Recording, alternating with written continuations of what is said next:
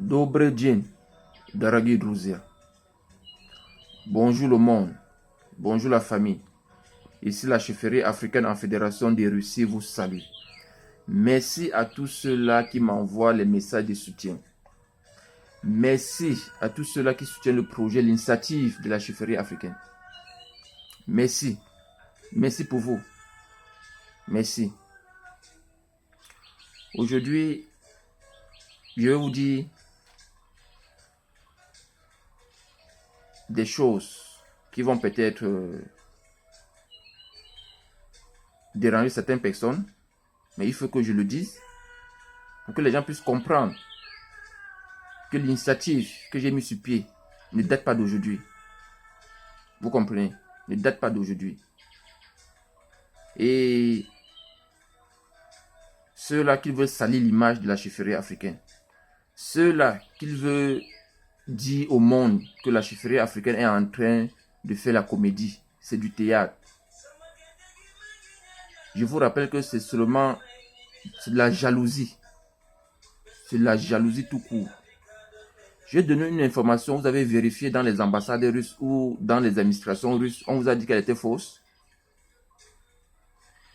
J'ai publié une vidéo, ou bien vous avez trouvé peut-être que j'ai avancé des mots là-bas, que non, ça ne respecte pas les conventions de la Russie, pour dire que je suis en train de vous tromper, pour dire que je suis en train de faire de la comédie, et bien d'autres choses. Je vous ai dit, plein d'Africains ici en Fédération de Russie ne savent pas où ils peuvent avoir de bonnes informations, où ils peuvent se renseigner, ou s'ils ont même un problème, ils peuvent écrire jusqu'au président de la République. Ils ne le savent pas. C'est pour cette raison que je vous renvoie dans vos pays d'origine. Les ambassadeurs russes qui sont dans vos pays d'origine, ils parlent bien vos langues et vos parents vont aller là-bas se renseigner. Est-ce que les informations que la chefferie africaine donne tous les jours, c'est vrai? Ils vont vous répondre. Est-ce que la chefferie africaine en Fédération de Russie est soutenue par les Russes, par le gouvernement russe?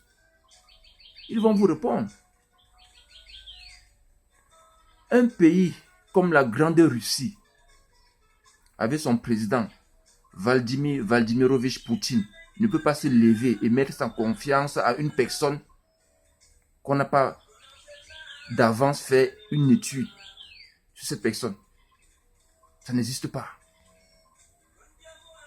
On peut se lever comme ça, on prend une personne, on dit que oui, on nous met notre confiance en toi, sans étudier la personne. Ça ne se fait pas. C'est pour vous dire, allez vous renseigner avant de venir insulter la chefferie africaine, avant de venir saboter la chefferie africaine, avant de venir même insulter la Russie et traiter la Russie de tout nom. Allez vous renseigner. Est-ce que ce que je dis, c'est vrai ou c'est pas vrai? C'est très simple. Je vous ai toujours dit, je vais vous parler de mon histoire en Fédération de Russie. Puisqu'il faut que les gens comprennent certaines choses. Et puis, ils vont s'abstenir de dire certaines choses qu'ils ne maîtrisent pas. Si je devais regarder le traitement qu'on m'avait réservé, je ne devais jamais aider un Africain en Fédération de Russie. Je ne devais jamais saluer un Africain en Fédération de Russie. Mais j'ai compris que dans la vie, les hommes ne sont pas les mêmes. Ce n'est pas parce que X t'a fait du mal que tu dois accuser Y. Chaque personne est responsable de ses actes. Ce n'est pas parce qu'une personne a brisé la confiance que j'avais en lui que je ne dois plus faire confiance à une autre personne. Non. Aujourd'hui, je vais vous dire quelque chose. Quand je suis arrivé en Fédération de Russie, celui qui m'a accueilli, il m'a logé à l'hôtel, il a pris mon argent, mon passeport. Après peut-être une semaine comme ça, il y a un autre qui est venu. Après 3 jours, il y a encore un autre qui est venu. On était 3 à l'hôtel. il avait pris tous nos passeports et l'argent qu'on avait. Pour dire non, je suis votre grand frère, voilà, ici, si vous avez de l'argent comme ça, on peut vous agresser, voilà, voilà, il faut que je garde, si vous avez besoin, je vais vous donner. On a respecté, c'est le grand frère. Je vais vous aider, je vais faire ceci, je vais faire cela. Après quelques jours, il dit que l'argent que nous sommes venus avec, c'était l'argent des arachides. Ça ne peut même pas acheter un pantalon. J'avais donné combien? C'était entre... Bon, en tout cas, toute la somme allait dans les peut-être 3 000, 5 000 $. Il nous a dit que non, il faut quitter l'hôtel puisque c'est cher. Je vais vous mettre dans une maison où vous allez vivre là-bas bien, vous pouvez préparer et vous pouvez bien dormir. Ici, comme c'est l'hôtel, vraiment, vous ne pouvez pas préparer. Il faut toujours manger à la réception. On a dit, grand frère, ce que vous dites, non, on vous écoute.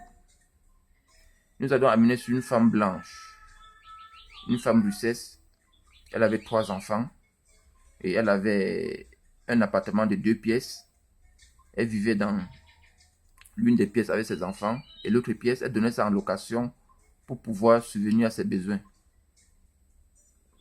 Et quand nous sommes arrivés, il nous a dit, j'ai déjà tout donné, j'ai déjà tout payé la maison, j'ai déjà tout réglé, la femme va préparer, vous allez manger. Voilà, c'est n'importe quoi, appelez-moi. Il est parti. Et quand, après quelques semaines, la femme lui demande l'argent de la maison, il faut payer. On dit que non, notre grand frère nous a dit qu'il a déjà tout soldé. La femme dit que non, il ne m'a rien donné. Quand la femme l'appelle, lui il n'est pas occupé, je ne suis pas à Moscou, je suis loin, je vais revenir dans 2 semaines. La femme disait non, comment je veux l'argent? Toi tu sais que la chambre que je donne là c'est pour subvenir à mes besoins, j'ai besoin d'argent. Non, attends, je vais venir, attends, je vais venir. Après maintenant, la femme nous a posé la question à savoir, mais vous lui avez donné l'argent pourquoi? On a expliqué à la dame. La dame s'est mise à pleurer. C'était une femme russesse au nom de Natacha. Elle s'est mise à pleurer. Elle dit, vous avez rendu le gars riche. Pourquoi vous avez fait ça? On a tout expliqué, tout expliqué. Et on a dit à la femme qu'il a nos passeports, tout et qu'on sort. La femme n'en revenait pas. Elle a dit, je vais vous aider à récupérer vos passeports. Et puis, je vais vous donner des propositions. Si vous êtes d'accord, on doit vivre ensemble. On a dit que oui, merci. La femme a appelé le monsieur pour demander nos passeports. Le monsieur a dit, tu ne dois pas te mêler de mes affaires. Et le monsieur a demandé à la femme, si tu veux que je remette les passeports, je dois d'abord coucher avec toi. Avant de remettre les passeports que tu demandes. Quand la femme est venue nous donner l'information, on était vraiment abattus. On était abattus. Vu ce que la femme faisait pour nous. On n'avait pas d'argent, on n'avait rien. C'est elle qui préparait pour nous donner le peu de nourriture que ses enfants pouvaient manger. Elle nous donnait. Donc c'était difficile. Et il y a des témoins qui vivent avec vous ici en Russie dans des maisons. Je n'étais pas le seul. Nous étions 3. On a dit à la femme que non, vraiment il faut laisser, on doit se battre. La femme dit que vous ne pouvez pas marcher sans passeport ici. Si vous sortez l'immigration, on vous prend là, on demande vos passeports, on va vous déporter. Et avec l'argent que vous avez dépensé là, vous allez faire comment? Et je veux me battre. Je vous ai donné ma parole. Je veux tout faire pour récupérer vos passeports. On s'est levé un matin, la femme nous a appelé, elle a dit voilà vos passeports. Elle avait récupéré nos passeports. On ne sait pas les conditions que la femme a pu remplir pour récupérer nos passeports. On ne sait pas. On ne sait pas.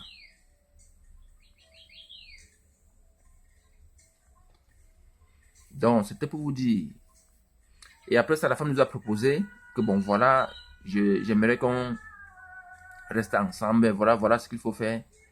Et les conditions ne m'arrangeaient pas. Et d'autres frais. On a dit que non, on ne peut pas. Les conditions sont un peu... Nous sommes encore nouveaux, on ne connaît rien. On ne peut pas accepter des conditions comme ça. Et la femme nous a mis dans dehors. Que bon, voilà vos passeports, prenez vos affaires, débrouillez-vous. On était dans la rue. Mon feu père était hospitalisé. On demandait 1 million de francs pour l'opérer. Il avait le cancer de la prostate. C'était difficile. Il y a une amie qui a appelé son père. Que son père puisse appeler son ami, qui a son fils dans une ville en Fédération de Russie, de nous venir en aide. On est dans la rue. On ne parlait pas le russe. Voilà comment le père appelle son fils. Son fils est venu avec l'un des frères qui s'appelle Edimo, qui a donné 200 roubles pour mettre les unités dans le téléphone et appeler le pays qu'on nous envoie de l'argent. Quand j'ai pris le téléphone pour appeler ma maman, je n'ai même pas pu parler au téléphone, je pleurais. Parce qu'elle voit la situation de mon feu père. J'ai regardé ma situation. Qui devait aider qui? Ma maman s'est battue. Comme on dit, l'amour d'une mère ne finit jamais. Elle m'a envoyé 700 $. D'autres parents aussi sont battus pour aider d'autres frères qu'on était ensemble. Tous les parents sont battus pour envoyer de l'argent. Donc, nous sommes, le frère Edimo nous a amené maintenant dans la maison où il vivait. Il a dit que bon, vous allez loger ici et quand l'argent doit arriver, maintenant vous allez payer votre place. Et dans la maison qu'on vivait, on était au nombre de 38 ou 40 personnes comme ça dans la maison. Ça veut dire qu'il n'y avait pas la place de quelqu'un. Les conditions étaient difficiles. Mais on n'avait pas le choix. C'était même une chance même de trouver même une maison même de 100 personnes que de dormir dans les rues. Donc voilà comment on était dans la maison. On a payé et puis on vivait. Ça, tout le détail là, ça va venir dans le film. Ça va venir dans le film que je suis en train de préparer. Vous avez bien sûr tous les détails, mot par mot, avec des témoins, tous les consorts. Donc bref, je prends un peu seulement des cas pour vous expliquer la situation, quoi. Donc dans la maison, il y avait des gens, la maison ne faisait que vider au jour au lendemain. J'ai posé la question à savoir, mais c'est comment les gens ne font que quitter de la maison. On dit que non, il y a un endroit qu'on appelle le sud, les gens partent là-bas travailler un peu d'argent, puisque à Moscou, ils ne peuvent pas travailler. Voilà, voilà. Et que non, je veux aussi arriver là-bas. On dit que non, tu vas aller là-bas comment? Pour aller là-bas, il faut que quelqu'un t'amène. Sinon, tu vas aller, tu ne dois pas travailler. Je dis que comme je connais personne, doit alors faire comment? On dit que non, il ne faut pas aller. Je dis que non, je vais aller. Je vais aller. J'ai pris ma voiture, pardon. Il y a l'un des gars qui partait à la gare payer son ticket. Je suis parti avec le gars. Il a payé son ticket, j'ai payé mon ticket. On a fait 2 jours de train. Quand nous sommes arrivés à Adler, c'est vers la frontière de la Géorgie et la Russie. On est venu chercher le gars à 5 h du matin. On m'a abandonné. On a dit, personne ne t'a appelé ici, débrouille-toi. Je ne parle pas le russe. Je ne connais personne. J'ai fait 2 jours de train. On m'a abandonné.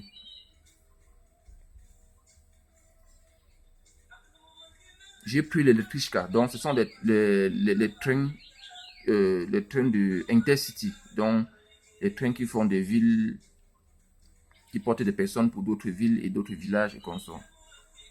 J'étais dans le train depuis le matin, dans le train de Intercity là, du matin jusqu'au soir, de 5 h du matin jusqu'à 17 h. Je montais, ne fais que descendre. Je partais où? Je ne connaissais rien. Voilà qu'à un moment, le conducteur m'a remarqué, il m'a dit que mais tu fais quoi ici dedans? Tu vas où? Je dis seulement que Da. Ton nom c'est qui? Je dis que Da. Je dis que Da. Parce qu'on m'avait dit que tout ce qu'on va te poser comme question ici, il faut seulement dire Da. Da. Da veut dire oui. Je dis seulement que Da. Il dit ton nom c'est qui? Da. Tu vas où? Da. Tes frères sont où? Da. Tu as un numéro sur toi qu'on peut appeler? Je dis Da. Je ne comprenais rien. Voilà comment j'ai... Il a dit à une femme qui était assise là. On avait donné un nom là, on appelait Lazareskaya. Bon, il ne peut pas prononcer le mot Lazareskaya. Il dit que Laza. Il dit que Lana, ça dit Lana. Ça dit. Maintenant, il a dit à une femme en russe que quand le monsieur va arriver dans la ville de Lazareskaya, pardon, il faut sortir avec lui. La femme a dit que ok, c'est compris. Donc voilà que dans le parcours, il y a 2 étrangers, 2 Africains qui sont entrés. Ils s'exprimaient en français. Je me suis rapproché d'eux et puis m'ont aidé à arriver à Lazareskaya, où j'ai rencontré des doyens qui m'ont aidé et c'était encore plus difficile parce que pour même dormir, il me fallait payer 100 roubles. Et avant même de trouver le truc de dormir, la fille qui m'a aidé à arriver là-bas, une Africaine, m'avait vraiment... C'était trop soucieux de moi. Je dis, mais est-ce que tu as mangé depuis le matin? Il dit que non, je n'ai pas faim. Elle a fait le crédit du poulet avec le pain pour me donner que je puisse manger. Je dis que non, ce n'est pas le moment. Elle dit que non, il faut prendre. Il faut prendre. Je sais que tu es trop abattu, mais il faut faire l'effort de manger. Et quand nous sommes allés voir le responsable, le douane qui était là, que je vais vous expliquer dans la deuxième vidéo, parce que cette vidéo va être très longue, la continuité de ce qui s'est passé. Le douane a dit que oui, les gens sont en train de payer leur billet pour rentrer à Moscou parce qu'il n'y a pas du travail. Et j'ai dit que non, je vais rester pour voir. Il dit bon, tu vas rester, tu vas payer la maison. Il faut payer au moins la maison 100 roubles. Il n'y a pas de problème. Et pour payer la maison 100 roubles, il y avait des frères qui avaient pris une chambre. Ils étaient 3 dans la chambre, ils payaient 450 roubles. Ils m'ont dit, bon, tu vas venir avec nous, tu vas donner 100 roubles. Et puis tu vas entrer, dormir quand le bailleur dort déjà. Et tu vas sortir quand le bailleur ne s'est pas encore réveillé. Puisque si le bailleur te voit, il va augmenter la maison. Et nous aussi, on n'a pas vraiment de travail. Il faut voir comment on va amortir la maison. Je dis que c'est compris. Ça veut dire, je pouvais rester comme ça jusqu'à 2h, 3h du matin. Je ne fais que guetter. Est-ce que le bailleur dort déjà? Quand le bailleur dort à 2h ou à 3h, là je profite maintenant, j'entre dans la maison, je me couche. À 5h, on me réveille. Lève-toi, lève-toi, lève-toi. Je me lève, je sors. C'était comme ça là, pendant peut-être plusieurs jours. Donc voilà qu'il y a aussi un douane qui m'a vu. Il a dit que vraiment, je veux travailler avec toi. Est-ce que tu veux travailler? J'ai dit que oui. Voilà comment j'ai commencé le travail. Donc voilà un peu le début de mon histoire.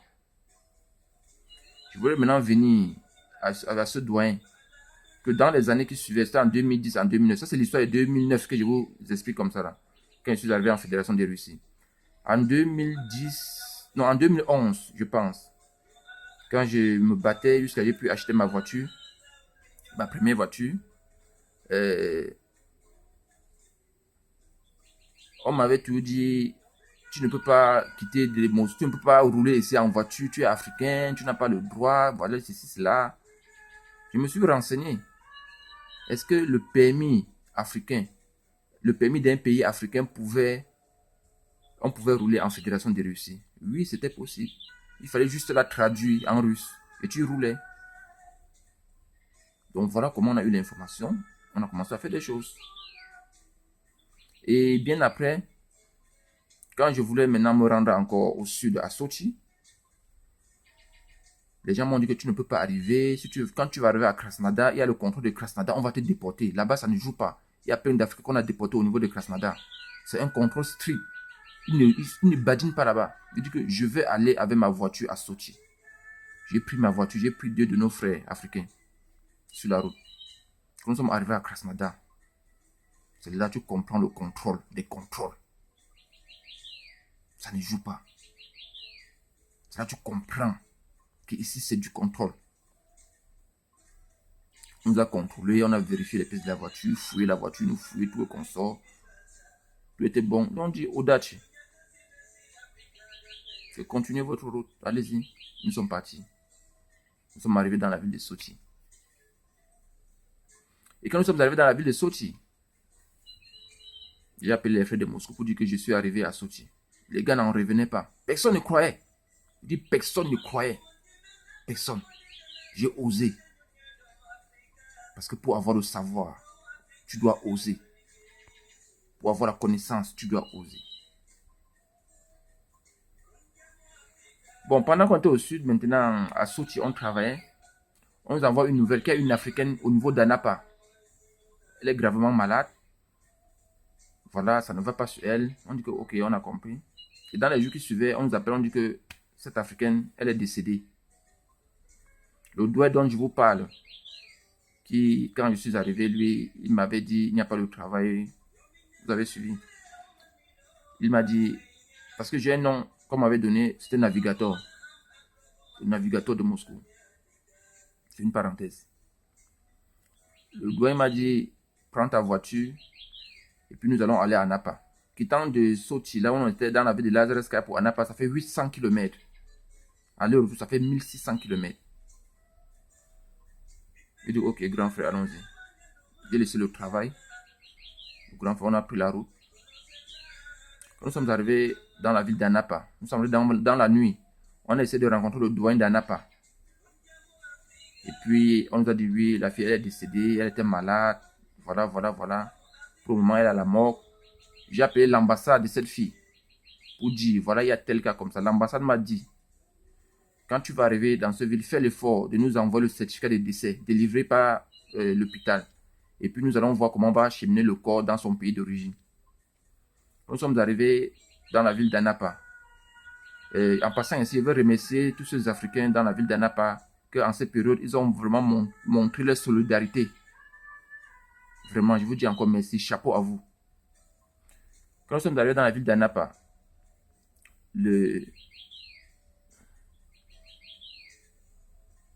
on a rencontré le doyen. On nous a expliqué que oui, le corps à la mort, elle était malade, voilà, elle est décédée. Ces choses sont dans une maison où elle vivait. Il y a sa camarade qui est là, elle va vous aider à faire le truc, à rencontrer sa bailleresse pour voir ces choses, tout et consort. Et puis maintenant, on a dit au doyen, ok, on a compris. On a cherché la morgue, nous sommes arrivés là-bas. On nous a dit on avait besoin du certificat de décès puisque l'ambassade demande ça pour voir comment on va rapatrier le corps.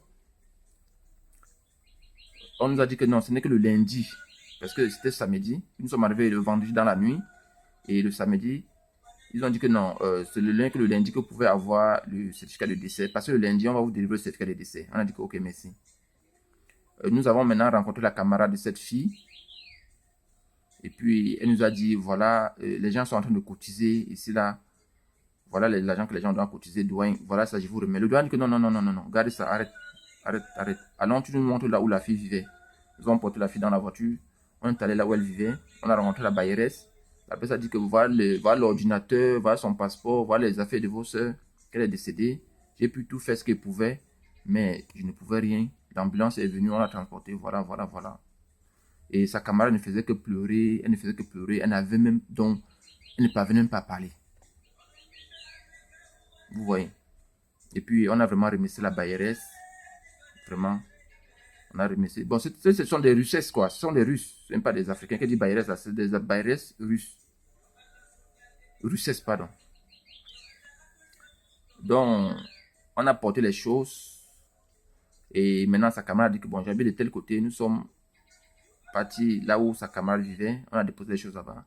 Sa camarade a dit, excusez un peu. Voilà, doyen, l'argent que nos frères africains ont cotisé pour le décès de notre soeur. Le doyen dit que, ok, c'est compris. Le doyen dit que, bon, sors 5000 roubles là-bas, tu donnes à la bailleresse. La fille a sorti 5000 roubles, elle a donné à la bailleresse, là où la fille qui est décédée vivait. Et puis le doyen a dit à la fille, le reste, tu dois organiser comme la tradition africaine demande. Donc, tu dois faire la veillée, tu dois inviter les frères pour faire un truc à sa mémoire.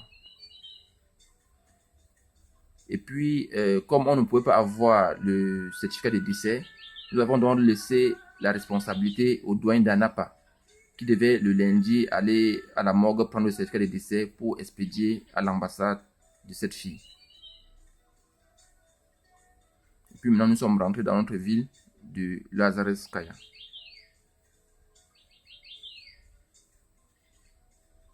L'ambassade nous a appelés pour dire vraiment merci à vous pour ce que vous faites pour vos frères africains.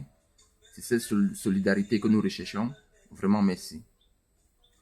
Donc, c'était une parenthèse pour dire à ceux gens qui sont en train de vouloir me salir, qui sont en train de vouloir je ne sais pas ce qu'ils cherchent, pour leur dire,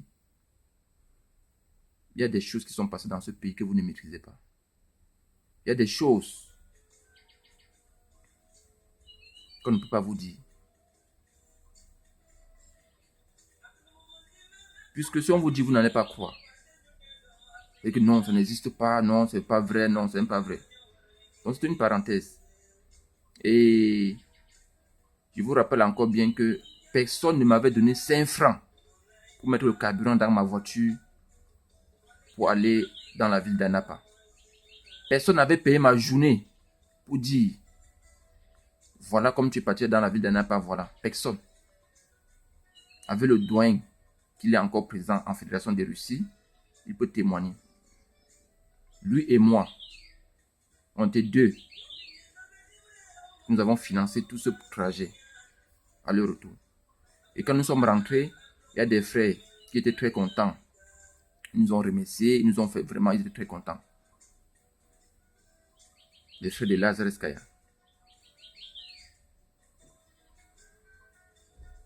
Donc, chers frères, avant qu'une personne se lève pour voir salir l'image de l'initiative de la chefferie africaine, il faut comprendre que ces gens-là ne le font pas pour salir l'image de la chefferie africaine, mais c'est pour vous empêcher de bénéficier de ce que la chefferie africaine va vous apporter. Parce que toutes les informations que je vous donne, c'est vérifiable. Vous voyez. Et puis, eux, ils ne sont pas prêts pour vous donner ces informations-là. Ils vont passer pour faire le sabotage, pour dire des choses qui ne sont pas vraies, et vous allez vous décourager. Donc, c'était une parenthèse de mon histoire. Et la deuxième vidéo, je vais encore vous parler de la deuxième vidéo. J'ai comme ça au moins peut-être 500 cas que je peux vous parler avec des preuves à l'appui. Plus de 500 même. S'il faut prendre les Africains, les étrangers, tout et consorts, c'est plus de 500 cas.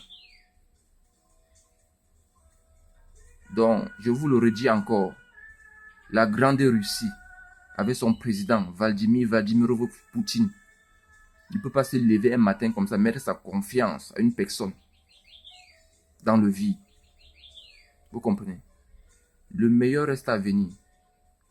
Restez des nôtres. C'était la chefferie africaine en Fédération de Russie. N'oubliez pas le numéro de téléphone. +7